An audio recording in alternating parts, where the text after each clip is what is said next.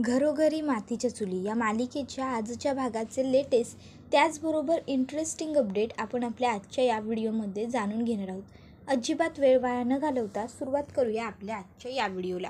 तर आजच्या भागामध्ये आपण पाहतो की जानकी आणि ऋषिकेश हे दोघंही गणपतीचा कौल घेत असतात आणि जानकी ही त्याला म्हणत असते की बाप्पा मला कौल दे, माझी आई जिवंत आहे, या गोष्टीसाठी कौल हवा मला, माझा तुझ्यावरती पूर्ण विश्वास आहे. त्याबरोबर आता बाप्पाने जानकीला तिची आई जिवंत आहे असा उजवा कौल दिलेला असतो. जानकी खूपच जास्त खुश झालेली असते आणि ती आता म्हणत असते ऋषिकेश बघा माझी आई जिवंत आहे, बाप्पाने सुद्धा हाच कौल दिला. त्याबरोबर आता दुसरीकडे लताबाई ह्या जाग्या झालेल्या असतात आणि त्या म्हणत असतात जानकी जानकी. त्याबरोबर ज्या व्यक्तीने त्यांचा जीव वाचवलेला असतो ती व्यक्ती तिकडे येते आणि त्यांना म्हणायला लागते कोण जानकी, काय बोलताय तुम्ही ताई, ओ ताई. त्याबरोबर लगेचच आता लता सांगायला लागते जानकी म्हणजे माझी लेक, मी तिच्याबद्दल बोलते, माझी बबडी, मला माझ्या जानकीकडे जायचं आहे, माझी जानकी मला जायचं आहे तिच्याकडे, मला जायचं आहे. त्याबरोबर लगेचच लताला आता आठवायला लागते ती म्हणजे तिची आणि जानकीची झालेली भेट. मग कशा पद्धतीने त्या दोघीजणी शंकराच्या मंदिरात भेटल्या होत्या, जानकीने कशा पद्धतीने तिला मिठी मारली, कशी ती तिच्या मांडीवर झोपली, सगळं तिला आठवतं आणि 1 ते 2 क्षणात ती पुन्हा एकदा बेशुद्ध होऊन पडलेली असते. त्याबरोबर त्या व्यक्तीला मात्र हे सगळं काय होतंय ते काही कळत नसतं. तर दुसरीकडे आपण पाहतो की इथे जानकी ही सुद्धा झोपलेली असते आणि अचानक तिच्या डोक्यावरून लताबाई हात फिरवायला लागते. आता लताने हात फिरवल्याबरोबर जानकी उठते आणि खूप खुश होते लताला बघून. ती म्हणत असते आई तू आलीस, मला माहीत होतं आई तू नक्की येशील, खरंच, पण आई तू का गेली होतीस मला सोडून? तुला माहिती आहे मला किती भीती वाटत होती ते. त्यावर आता ती म्हणत असते जानकी अगं बाळा मी तुझ्याशिवाय राहू शकते का, तुला सोडून जाऊ शकते का?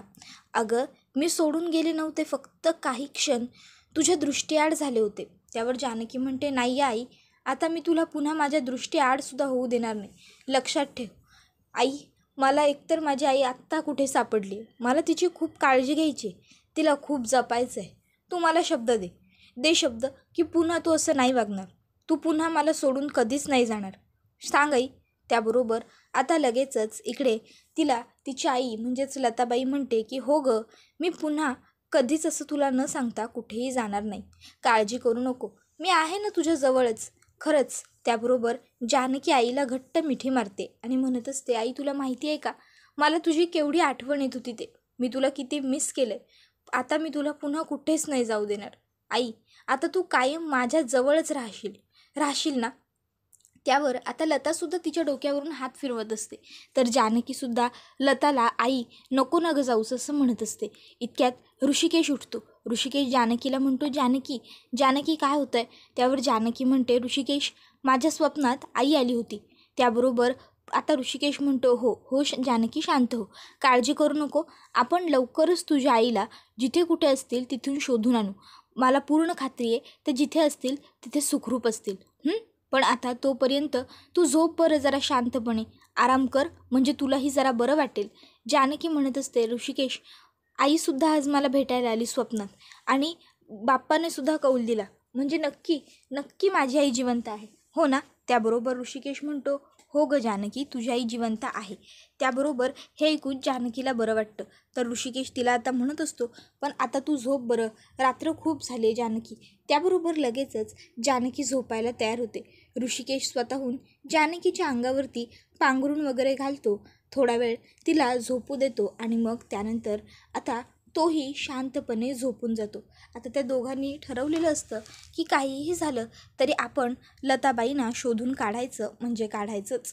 तर दुसरीकडे आपण पाहतो की ज्या व्यक्तीने लताबाईचा जीव वाचवलेला असतो तो लताबाईला औषध वगैरे देतो आणि सांगत असतो की अगं आपलं गाव आडबाजूला पडतं, त्यामुळं इथं डॉक्टरला येणं बी शक्य होत नाही, तरी माझ्या आईनं डॉक्टरजीसनी बोलवली होतं, पर त्यासनी यायला बी जरा उशीर लागला, म्हणून बरं आता तुला बरं वाटतंय ना?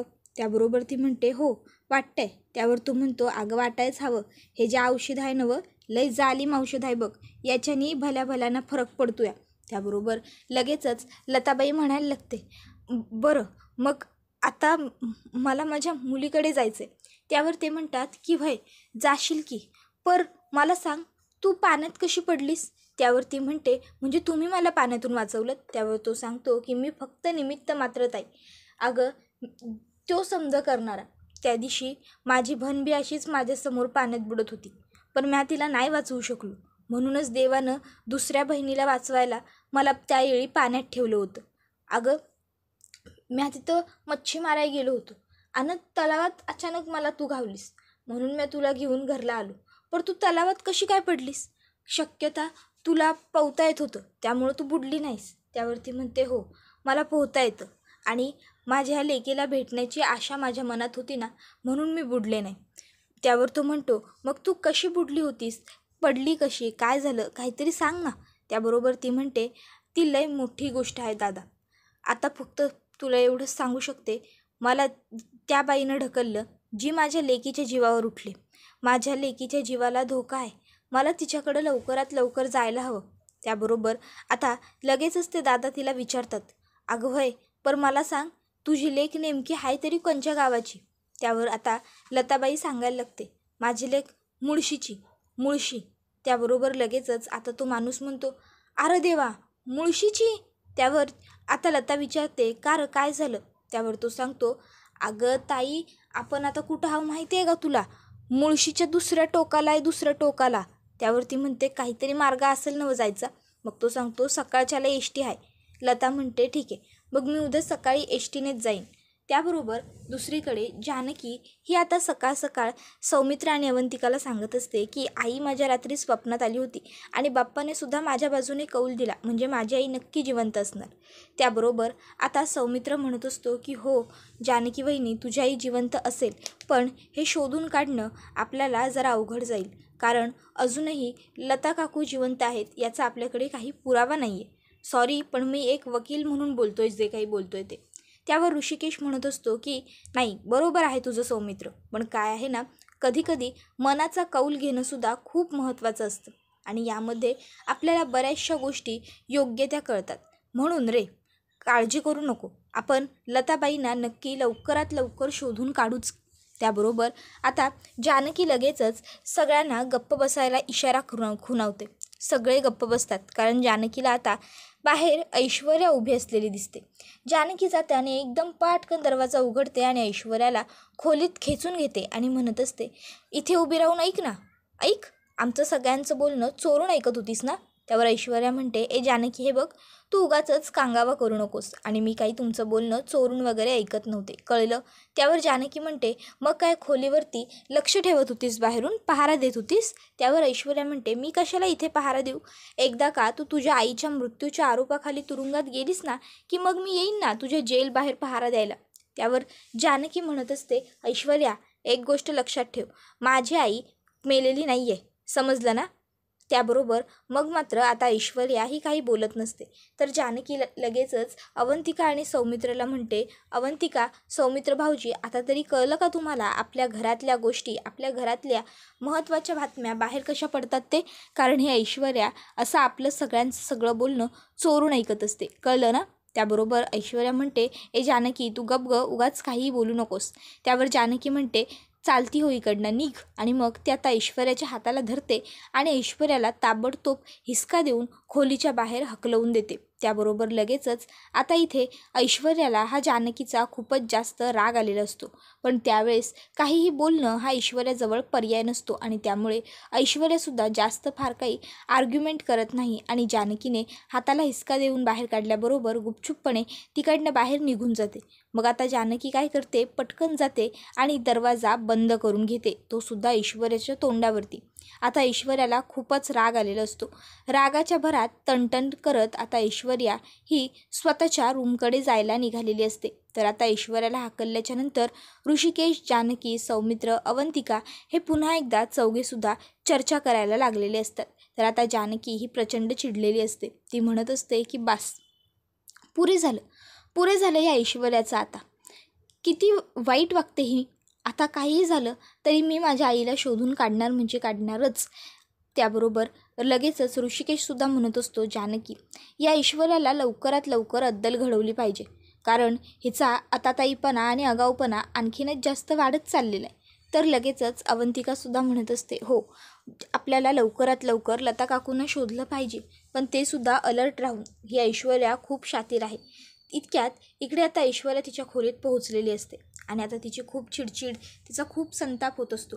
ती म्हणत असते त्या जानकीने मला ऐश्वर्याला हाताला धरून खोलीबाहेर काढलं, समजते काय स्वतःला? तिची हिंमतच कशी झाली माझ्या हाताला धरून मला खोलीबाहेर काढण्याची? नाही जर तिला अद्दल घडवली ना तर नाव नाही लावणार मी ऐश्वर्या रणदिवे. त्याबरोबर ती म्हणते एक मिनटं, पण ती जानकी एवढ्या कॉन्फिडन्सने कसं काय सांगत होती की तिची आई लता जिवंत आहे? म्हणजे नक्की काहीतरी पुरावा मिळाला असेल का तिला? नाही, जर तसं असेल ना तर ती लता जानकीला किंवा पोलिसांना कोणालाही सापडण्याच्या अगोदर मला तिला शोधून काढावं लागेल, कारण ती जिवंत असणं माझ्यासाठी चांगलं नाही आहे आणि मी लवकरच तिला शोधूनही काढेनच. तर आता दुसरीकडे आपण पाहतो की सकाळी आता लताबाई ही मुळशीला जायला निघालेली असते. मग आता तिथे तो दादा येतो आणि तिला पैसे द्यायला लागतो, हे घे. त्यावर लता म्हणते, अरे दादा खरंच नको, माझ्याकडे आहेत पैसे. त्याबरोबर लगेचच आता तो म्हणतो, अगं कुठनं असतील तुझ्याकडं पैसे? बुडली होतीस न पाण्यात तू, हे घे, हे पैसे ठेव. अगं ओवाळणी समजून ठेव रक्षाबंधनाची. त्याबरोबर लगेचच लता ते पैसे घेते आणि त्या दादांचे उपकार मानायला लागते. दादा खरंच तुमचे लय उपकार झाले, मी आयुष्यात कधी बी तुमचे हे उपकार विसरणार नाही. हा भाव ह्या बहिणीच्या कायम ध्यानात राहील बघा. त्याबरोबर लगेचच आता ते म्हणायला लागतात, काय गं तू अशी ताई, स्वतः बी रडलीस आणि मला बी रडवलंस वय? त्यावरती म्हणते, बहिणीसाठीची तुमची तळमळ बघून खरोखर खूप बरं वाटलं, मला भरून आलं. त्याबरोबर लगेचच आता ते दादा म्हणतात, बरोबर आता रडू नगस, शांत हो. आणि हां, तू तिकडे गेलीस मुळशीला का तिकडे जाऊन तुझ्या लेकीला जानकीला माझा नमस्कार बी सांग काय? त्याबरोबर लगेचच लता म्हणते, वय सांगेन की. त्याबरोबर लगेच तो म्हणतो, बरं चल आता निघू आपण, इथं थांबाय न गं, एसटीला उशीर व्हायला न गं नवं तुला, चला. त्यावर लगेचच आता दोघंही डोळे पुसतात. मग आता लता ही म्हणत असते, माझी लेक माझी जानकी माझ्यासाठी रोज प्रार्थना करत असेल, मी लवकरच तिला भेटावं अशीच तिची इच्छा असेल.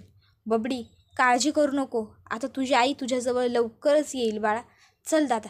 आणि मग आता लगेचच लताबाई आणि ते दादा दोघंही तिकडनं गेलेले असतात. तर दुसरीकडे आता आपण पाहतो की जानकी ही आता हरतालिकेच्या व्रताची पूजा करत असते आणि पूजा करत असताना ती लगेचच तिच्या आईची आठवणही काढते आणि आता ती शंकर भगवानांना प्रार्थना करते की माझी आई मला लवकरात लवकर सापडू द्या, तुमचा आशीर्वाद तिच्या पाठीशी असू द्या, ती जिथे कुठे असेल, अगदी जिथे कुठे तिथे अगदी सुखरूप आणि सेफ असू द्या. त्यानंतर ती लगेचच म्हणते, आता शेवटी माझी तुमच्यावरती भक्ती आहे आणि तुम्ही एकच माझ्यासाठी आशेचं किरण आहात. माझी आई लवकरात लवकर माझ्याजवळ येऊ द्या देवा. त्याबरोबर आता लगेचच ती देवाला नमस्कार करते आणि मग तिकडनं उठून जायला लागते.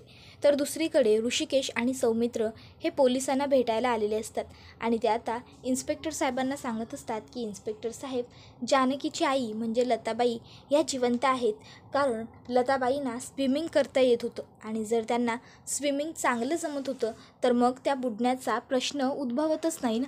त्याबरोबर लगेचच इन्स्पेक्टर म्हणतात की जर त्यांना पोहता येत होतं तर नक्कीच त्या बुडूच शकत नाही आणि म्हणूनच आपल्याला त्यांची बॉडीसुद्धा सापडलेली नाही आहे. पण जर त्या बुडलेल्याच नाही आहे तर मग ह्याचा अर्थ ते जिवंत आहेत. त्यावर सौमित्र म्हणतो, हो, आणि म्हणूनच आपल्याला लवकरात लवकर काहीही करून त्यांना शोधून काढावं लागेल. इन्स्पेक्टर म्हणतात, हो नक्कीच, मी त्यांचा फोटो जवळच्या गावांमध्ये सर्क्युलेट करतो जिथे नदीपात्र आहेत आणि तिथल्या पोलिसांना शोधायला लावतो. त्याबरोबर आपण दुसरीकडे पाहतो की ऐश्वर्यासुद्धा तिच्या माणसांना सांगत असते की मला माझ्या स्पेशल सोर्सेसकडून समजलं आहे की ती लता जिवंत आहे आणि काहीही झालं तरी ती लता जिवंत राहता कामा नाही. ती आता जर जिवंत असेल तर सगळ्यात आधी पोलिसांकडे जाईल किंवा ऋषिकेश आणि जानकीला भेटायला येईल. ते ऋषिकेश जानकीलाही भेटता कामा नये आणि पोलिसातही जाता कामा नये, कळलं? त्यावरती माणसं म्हणतात, हो काय करायचं मॅडम ते आम्ही बघून घेतो. त्यानंतर इकडे आता ऐश्वर्या म्हणत असते, लता मी तुझी आणि जानकीची भेट कधीच नाही होऊ देणार. तर दुसरीकडे आपण पाहतो की इकडे जानकीने आता हरतालिकेच्या व्रताची पूजा केलेली असते आणि ती येऊन ऋषिकेशला नमस्कार करते. ऋषिकेश जानकीला थांबवतो आणि म्हणतो, जानकी अगं थांब थांब थांब, हे काय आहे? त्यावर जानकी म्हणते, ऋषिकेश खरंच लक्षात नाही आहे की उगाच नाटक करताय लक्षात नसल्याचं? तुम्हाला माहीत नाही आहे का आज माझं हरतालिकेचं व्रत आहे ते? त्यावर ऋषिकेश म्हणतो, ओ असं आहे का हरतालिकेचं व्रत? मग नेमकं काय करतात गं जानकी या व्रताला? त्यावर जानकी म्हणते, शंकर भगवानांची पूजा करतात. आजच्या दिवशी शंकर भगवानांची पूजा माता पार्वतीने केली होती ना, म्हणूनच तर त्यांना शंकर भगवानांसारखा पती मिळाला. आणि आजच्या दिवशी मी सुद्धा पूजा केली होती, म्हणून मला तुमच्यासारखा एवढा साथ देणारा, जीवाला जीव लावणारा, कायम सोबत असणारा जोडीदार मिळाला. काय बरोबर ना? त्याबरोबर लगेचच ऋषिकेश म्हणतो की बरोबर, पण मग जर तू मला नमस्कार करू शकतेस तर मी सुद्धा तुला करूच शकतो की. असं म्हणून ऋषिकेश जानकीच्या पायांजवळ वाकत असतो. तर जानकी ऋषिकेशला थांबवते आणि म्हणते, ऋषिकेश थांबा, अहो काय करताय तुम्ही? नवरा कधी बायकोच्या पाया पडत नाही. त्यावर जानकी म्हणते, मग कळलं ना? तर ऋषिकेश म्हणतो, असं का? मग बायकोनेच का नवऱ्याच्या पाया पडायचं? हा का अट्टहास? त्यावर जानकी म्हणते, तुम्ही उगाच ओवीसारखे प्रश्न विचारू नका बरं मला. त्यावर ऋषिकेश म्हणतो, बरं. मग जानकी म्हणते, पण तुम्ही दरवर्षी माझ्याबरोबर उपवास का करता ऋषिकेश?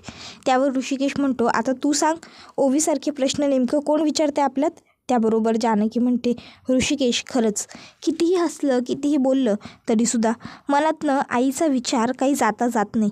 आई कुठे असेल, कशी असेल, सेफ असेल ना, हे सगळे विचार सतत अगदी सतत डोक्यामध्ये घर करून बसलेले आहेत. त्यावर लगेचच आता ऋषिकेश उपाय काढतोय. तो म्हणतो की काळजी करू नको, आपल्याला लवकरात लवकर तुझी आई सापडेल. बघ, हा माझा विश्वास आहे जानकी. त्यावर जानकी म्हणते, हाच तुमचा विश्वास सार्थ ठरू दे ऋषिकेश, आणि लवकरच ते दोघंजणं एकत्र येऊ दे. बाकी मला दुसरं काहीही नको आहे. तर आपण आता पाहतो की लताबाई ही जानकीला भेटण्यासाठी मुळशीपर्यंत पोहोचलेली असते. त्यानंतर ते आता जानकीच्या दरवाजात पोहोचते आणि विचार करते की आता मी जाऊन माझ्या बबडीला भेटणार, पण तिथे ती ऐश्वर्याला नसायला हवी. जर ती तिथे असली तर पुन्हा काहीतरी नवीन डाव रचेल आणि पुन्हा आपल्याला फसवेल. त्यामुळे आपण इथेच जरा वेळ काढूया. तोपर्यंत ऋषिकेश हा पोहोचेलच. तर दुसरीकडे लता हिला घाईक घरात जाण्याची झालेली असते. इतक्यात मागून ऐश्वर्याची गाडी येते. ऐश्वर्या हॉर्न देते. लता मागे फिरते आणि बघते तर काय, ऐश्वर्या. लताला पकडण्यासाठी ऐश्वर्यासुद्धा सीट बेल्ट काढून बाहेर पडतच असते, पण तिचं सीट बेल्टही वेळेवर निघत नाही. तोपर्यंत लता तिकडनं पळ काढते. आता लताच्या मागे ती पळणार असतेच. इतक्यात त्या ठिकाणी लगेचच ऐश्वर्या येते आणि ऐश्वर्या म्हणते, हो आई आले ना. त्यावर लगेच आता तिला विचारलं जातं, कोणी आलं होतं का ऐश्वर्या? त्यावर ऐश्वर्या म्हणते, नाही आई, कोणीच आलं नव्हतं. त्यावर लगेचच सुमित्रा म्हणते, बरं झालं, चल तू सुद्धा आतमध्ये चल आणि जरा आराम कर, तुला आरामाची गरज आहे ना. त्यावर ऐश्वर्या आता म्हणत असते, आई हो पण मी. त्यावर लगेच आता सुमित्रा म्हणतो, ते काही नाही, तू चल बरं आराम कर. अगं तारीख आहे ना कोर्टाची. तर आता इथे ही चौघंजणं तर कोर्टाच्या तारखेला जायला निघालेली असतात. तर दुसरीकडे ऐश्वर्या ही पटकन तिच्या माणसांना फोन करते आणि सांगते, लताबाई जिवंत आहे, ती मेलेली नाही आहे. आता हे ऐकून त्यांनाही दोघांना खूप मोठा धक्का बसतो. ते म्हणतात, अहो पण तुमच्या हाताने तुम्ही तिला पाण्यात ढकललं होतं ना मॅडम. त्यावरती म्हणते, हो पण माझा चेहराही दिसत नाही आहे. आणि मग लगेचच आता इथे आपण पाहतो की ती तिच्या माणसांना सांगते, आज ती माझ्या घरापर्यंत पोहोचली होती, लवकरात लवकर ती ह्या बिलापर्यंत पोहोचेल याची तडजोड कर. त्यावर लगेचच आता जानकी ही बिल भरते. मग आता ते दोघंही तिकडनं सगळं काही त्यांचं सामान घेऊन निघालेले असतात. त्याबरोबर आता इथे मंदिरात जानकी आईसाठी प्रार्थना करत असते आणि तिथेच तिची आईसुद्धा बसलेली असते. ती तांदळाच्या अक्षरांनी आणि स्वतःच्या रक्ताने आई असा शब्द लिहिते. त्याबरोबर ते वाचून जानकीला खूप मोठा धक्का बसतो. जानकी विचार करते, ही माझीच आई असेल का? त्याबरोबर हा व्हिडिओ इथूनच संपतो. व्हिडिओ आवडला तर व्हिडिओला लाईक करा.